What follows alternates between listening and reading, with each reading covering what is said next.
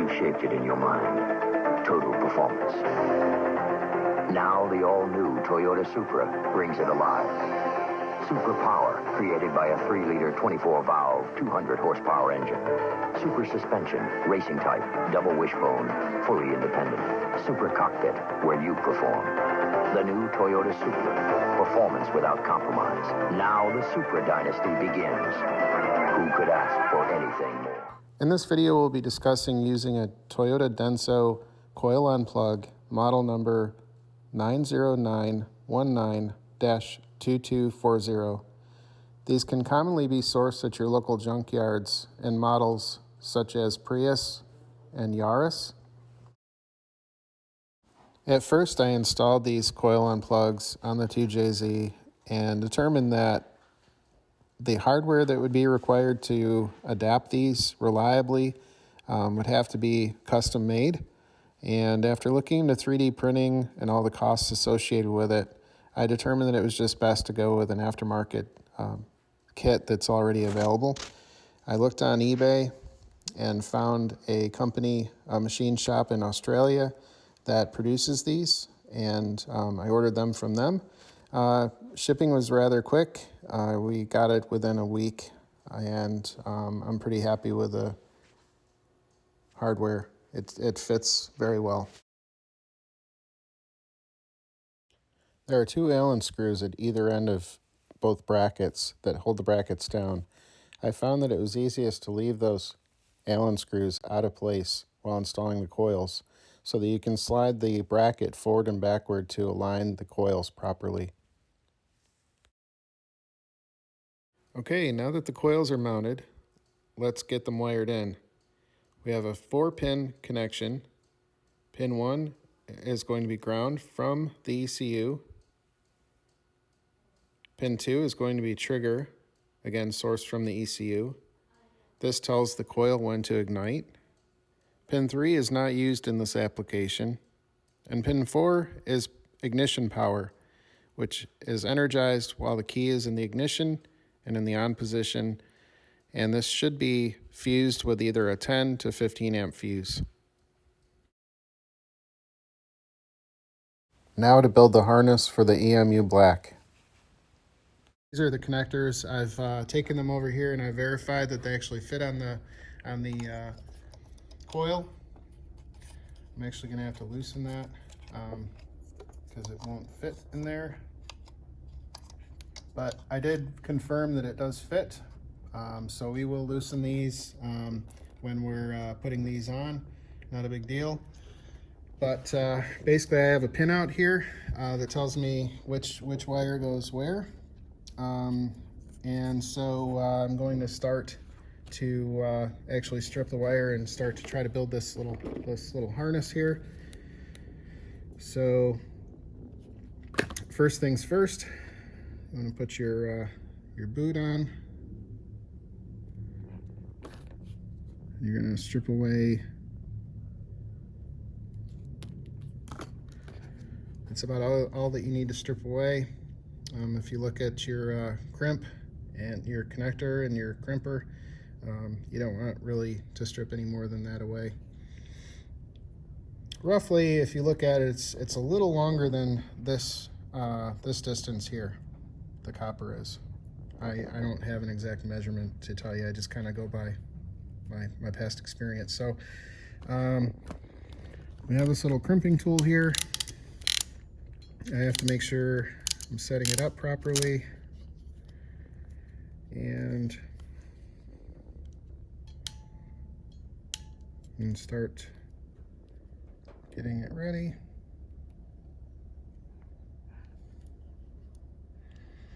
I can actually see the copper in there.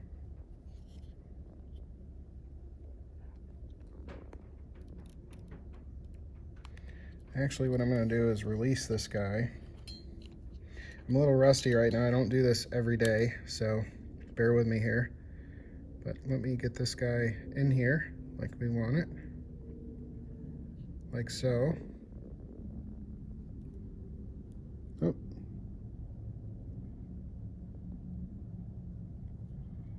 I'm actually going to put a little pinch on that just to kind of get it together.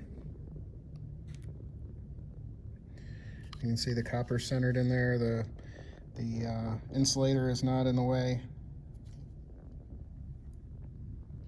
And I actually have this backwards. I'm going to roll with it though.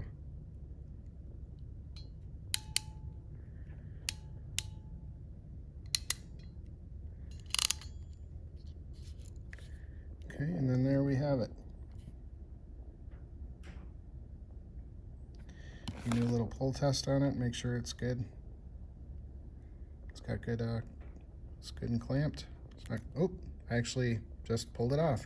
So I'm actually gonna have to go a little bit heavier than that.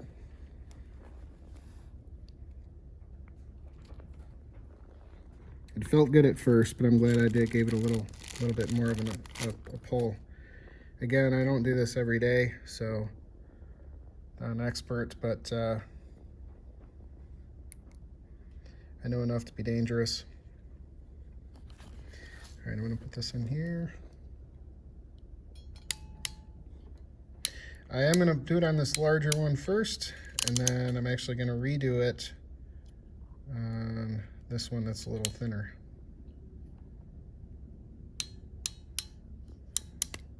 Okay. And there, I know I definitely got it tight enough, and that's definitely gonna be very secure.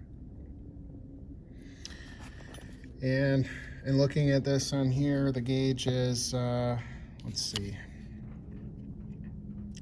looks like it's 10 or 1.0 is what we're using. So I start with 1.5 and then I go to 1.0.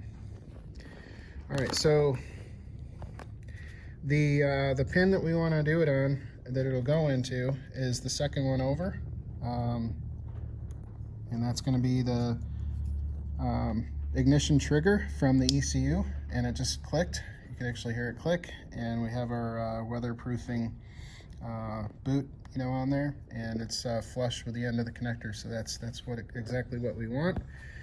So right now, since these are going to be head runs, I'm actually going to go around this other way. I'm going to start with cylinder 6.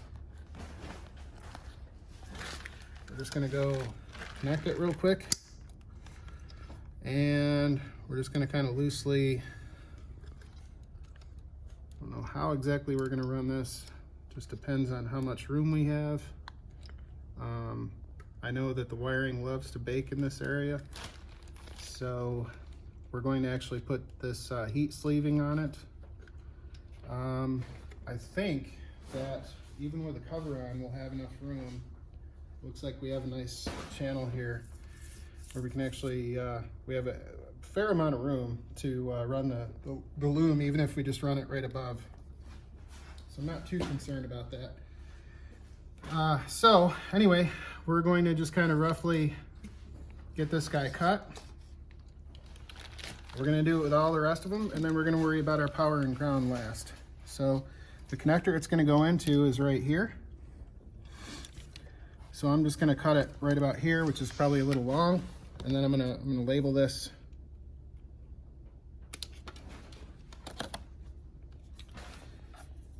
Get my Sharpie. And we're just going to keep repeating this process for each of the wires. So it's going to be 6. All right, easy peasy. Not going to spend a whole lot of time. And we're just going to keep repeating this process, and we'll get back to you.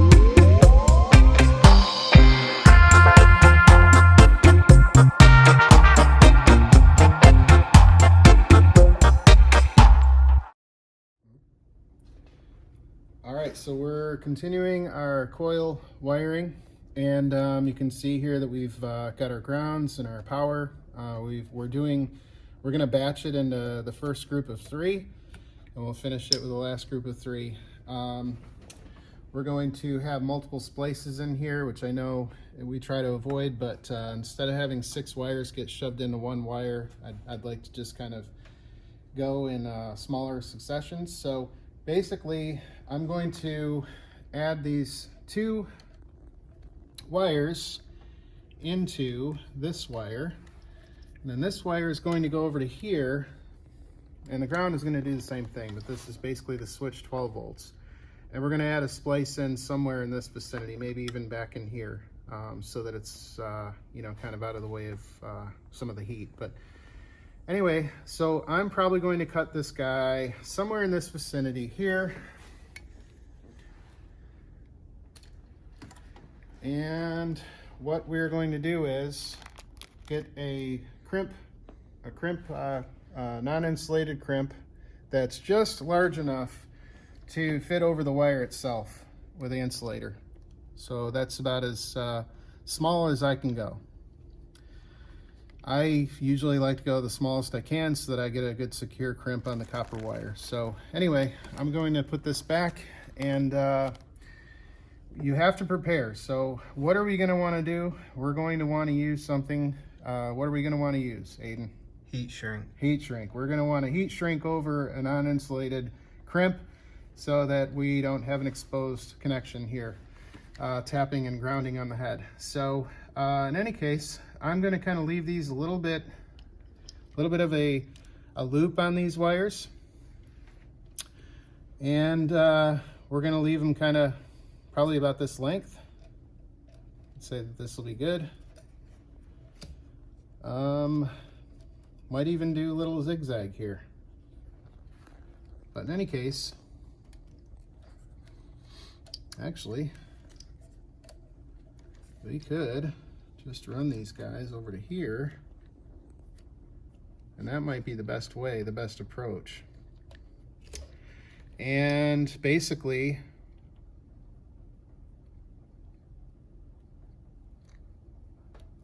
I know it's kind of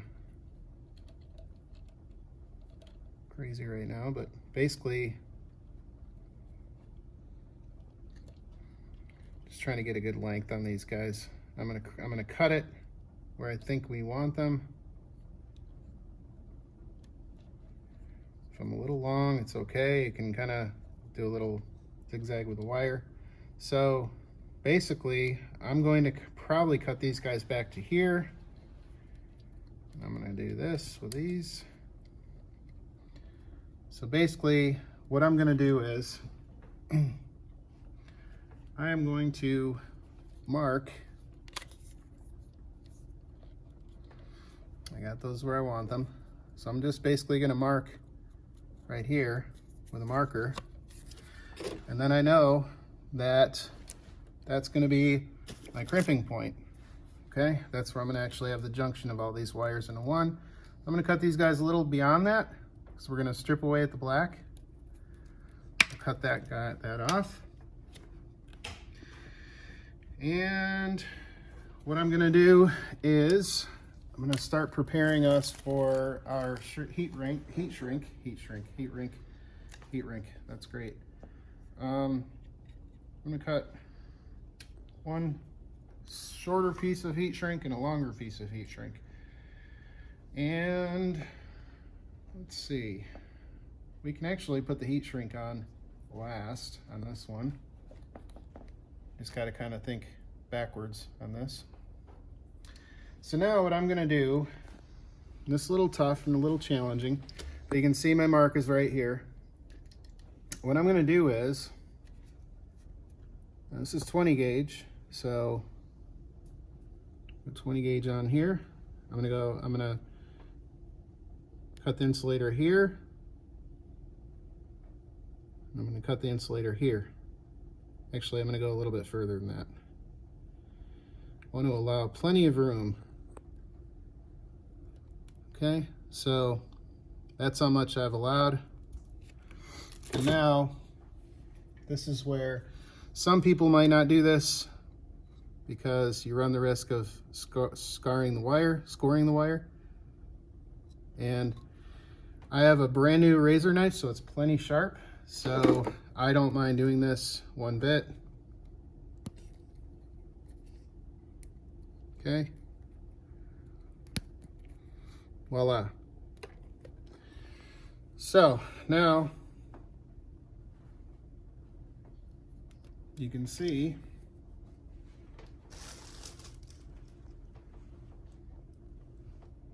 I don't know where that went. Let me see here. I think it fell on us. I'll find another one. Got plenty more where that came from.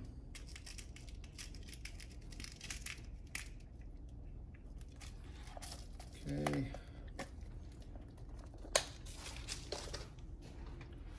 So I'm gonna put this guy on here. And again, I actually went a little too small. So I actually want to cut a little bit more away, unfortunately. So, no problem. Let's see how far I want to go.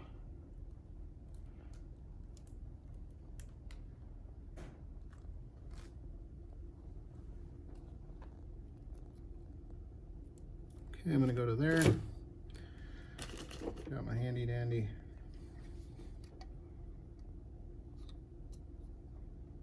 And boy, that guy is sharp, so be very careful when you're doing this.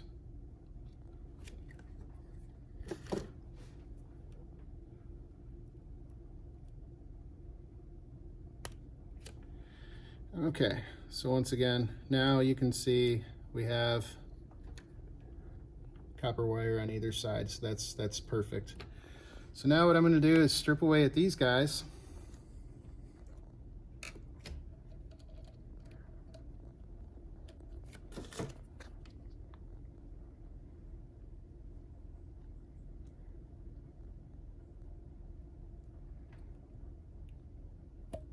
I'm about 3/8 of an inch probably, maybe, give or take.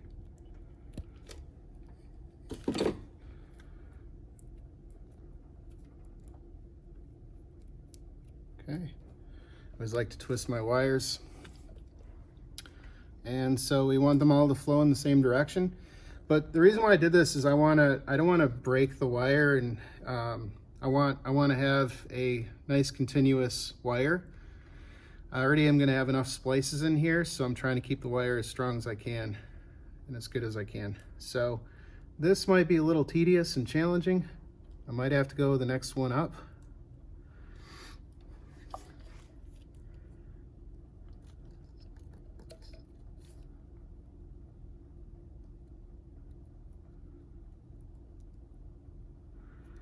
I don't think I'm going to be able to fit 3 in here. So I'm going to have to probably go up one size. Yeah. No big deal.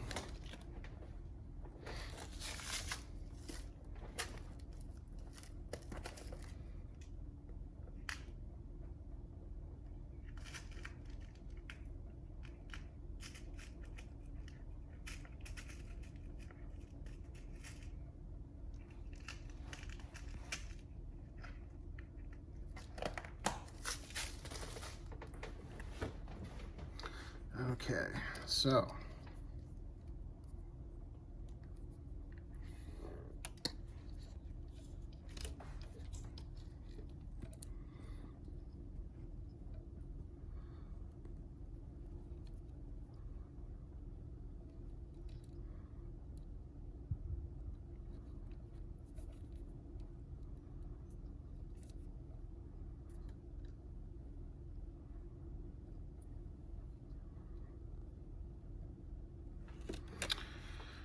okay, now you're going to use the non-insulated crimp on your crimpers. And I just kind of do 3 right in a row. Now there are other kinds of crimpers you can use for this. These are just readily available at the moment, and I'm plenty confident that I can get a good crimp on these. So.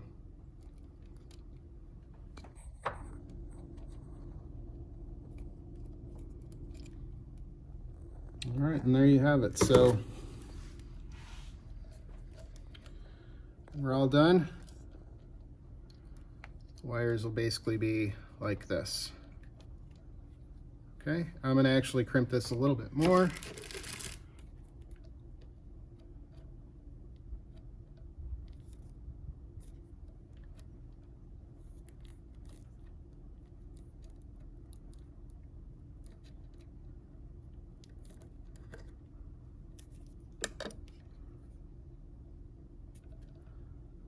And usually I would not have that much copper on the other side, but that's gonna do just fine.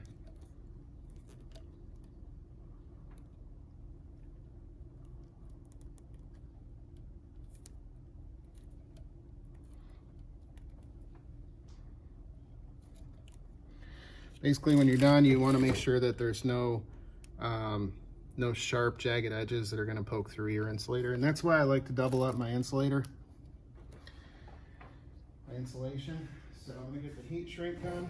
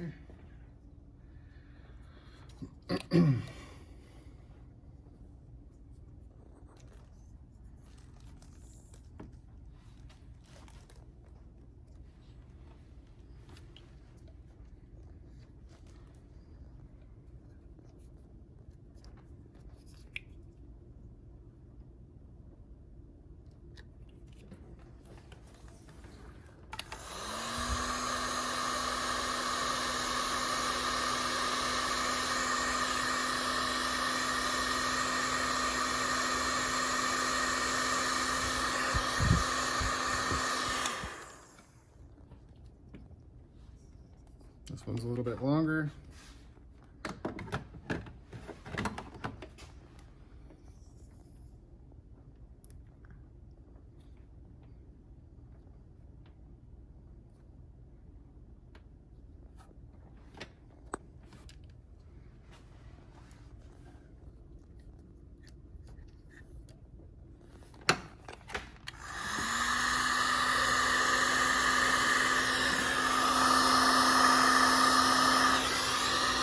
And voila. All right, so that's essentially how we are joining 3 coil packs together with power and ground, and then we're going to join 2 together into this, I think it's 14 gauge. It might be, yeah, it's 14 gauge. It's all TXL wire. So we're gonna join 2 into this, and we're gonna do the same with the ground. The signals are all going to be home run, and we have a connector down here that we're connecting to. So if we ever change the coil packs to a different style, all we'll have to do is make a new harness here. And that's it. In looking at the factory Aristo wiring harness, we can see that the wiring is heat fatigued, and even the connectors also show signs of heat fatigue. You can see the multiple spots of bare copper wire, and the tabs on the connectors were also brittle and breaking. To prevent the new wiring from getting heat fatigued, I installed 3/8 inch DEI fire sleeve. In total, I used about 36 inches.